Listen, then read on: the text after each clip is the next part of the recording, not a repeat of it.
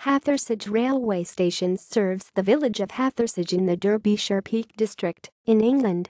It was opened in 1894 on the Midland Railway's Dore and Chinley line, now the Hope Valley line.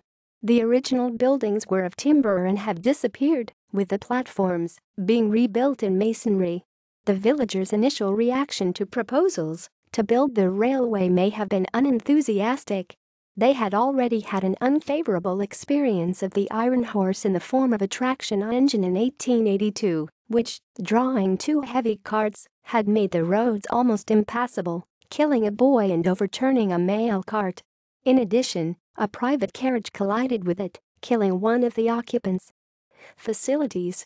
The station is unstaffed and has no ticket provision, so these must be purchased on the train from the conductor.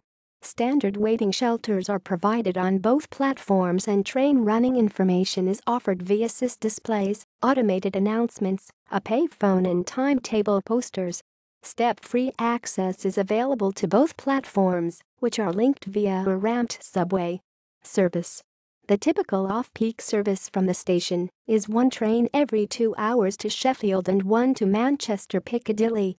This is increased on Saturdays to one train per hour in each direction, and on Sundays it is again 2 hourly, with some extras in summer. East Midlands trains call here with the first service of the day to Manchester and Liverpool Lime Street also on the final return working.